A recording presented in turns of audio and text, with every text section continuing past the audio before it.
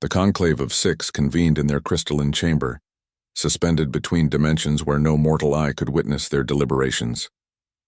Ambassador Varix of the Krell Dominion stood before them, his chitinous exoskeleton gleaming under impossible light. The human settlement on Kepler 442b grows too bold, Varix clicked, his mandibles translating the ancient language of governance. They refuse our mining rights. They laugh at our economic sanctions. Now they've begun selling their agricultural technology to our client species. This cannot stand. The eldest, a being of pure thought housed in a crystalline matrix, pulsed with consideration. What do you propose? Send Zarthel, Varix said simply. The chamber fell silent. Even beings who had witnessed the death of stars felt a chill at that name. Zarthul the inevitable, Zarthul the shadow that kills. In 3,000 years he had never failed an assignment. 47 heads of state, 12 rebel leaders, and countless lesser targets had fallen to his art. He was not merely an assassin. He was entropy given purpose, the universe's way of correcting mistakes. It will be done, the eldest agreed. Zarthul received his dossier in the usual manner, a quantum-encrypted data stream that would self-destruct after a single viewing. His 4 eyes scanned the information with professional detachment. Target, Dr. Sarah Chen, Chief Agricultural Scientist of the Kepler Colony. Species human threat level, minimal security, standard civilian protocols. He almost felt insulted. Humans were the newest species to achieve interstellar capability, barely 2 generations removed from their home system. They were soft, short-lived creatures who had stumbled into galactic civilization through equal parts luck and stubbornness. This would take perhaps 3 days, 1 to observe, 1 to execute, 1 to return. Zarthul arrived on Kepler 442b during the colony's night cycle. His ship, a masterwork of stealth technology, settled into a crater on the far side of the planet's larger moon. He descended to the surface in a single-occupant pod, landing in the agricultural sector's peripheral zone. The settlement was quaint, prefabricated structures arranged in a grid, surrounded by vast fields of engineered crops that glowed faintly with bioluminescent markers. Security was minimal. A few automated drones, some perimeter sensors that his jamming equipment neutralized effortlessly. The humans had been in real space for such a short time. They hadn't yet learned to be properly paranoid. Dr. Chen's residence was easily identified. Zarthul observed her through the HAB unit's windows. She lived alone, worked late, and maintained a predictable routine. She was tall for a human, with dark hair pulled back in a practical manner. She seemed to spend most of her time reviewing data on holographic displays or tending to small plant specimens in her personal lab. On the second night, Zarthul made his move. He disabled the HAB unit's alarm system with a thought, his neural interface making short work of the primitive coding. The door lock surrendered to his tools in seconds. He moved through the darkened living space like smoke, his 4 limbs carrying him silently across the floor. Dr. Chen was asleep in her chamber. This would be swift. Zarthul raised his blade, a monomolecular edge that could separate atoms, and froze. A small sound had reached his ears. Crying.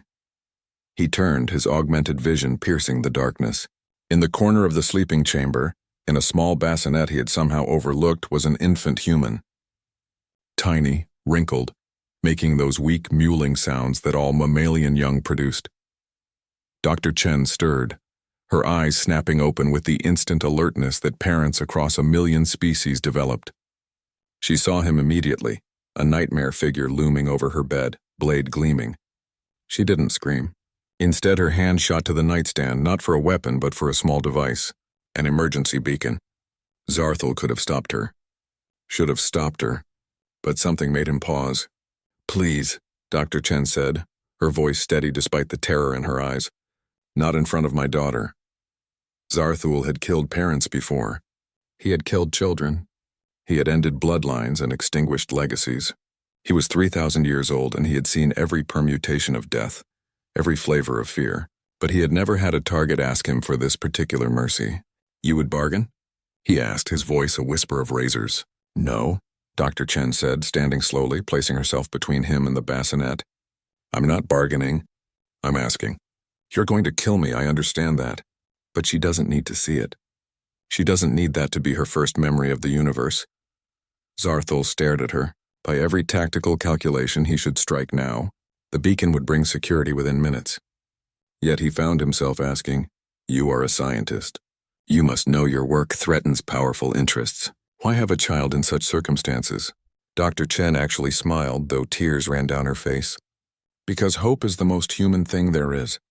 Because I believe the universe my daughter inherits will be better than the one I'm living in. Because someone has to plant trees whose shade they'll never sit under." The infant's crying had stopped. She was looking at Zarthul with those unfocused eyes that newborns possessed, seeing him without understanding what he represented. 3,000 years. 3,000 years of perfect execution. 3,000 years of being the scalpel that excised problems from the galactic body. And in that moment, Zarthul realized something that terrified him more than any weapon. He had become predictable. He had become a tool, wielded by those who saw sapient life as nothing more than obstacles to be removed. "What is your daughter's name?" he asked. "Hope," Dr. Chen whispered. "Her name is Hope."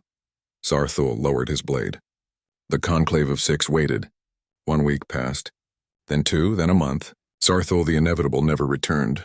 His ship remained on Kepler 442b's moon, automated systems powered down. No body was ever found. No message was ever sent. Some claimed the humans had killed him, though no human weapon could have bested his defenses. Others whispered that he had simply disappeared, choosing to end his own existence rather than complete an assignment. But on Kepler 442b in the agricultural settlement, there were occasional reports of a strange figure seen at the edge of the fields at night. A figure that watched over the colony, that discouraged less professional threats, that left anonymous warnings when danger approached. Dr. Chen never spoke of what happened that night.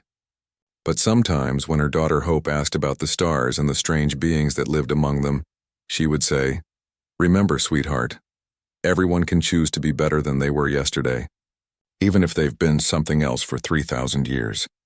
And in the darkness beyond the fields, something that had once been called Zarthul the Inevitable listened and remembered what it felt like to choose mercy over certainty, hope over inevitability. The conclave eventually sent others. None of them ever reached Dr. Chen. Some obstacles, it turned out, learned to defend what they once came to destroy.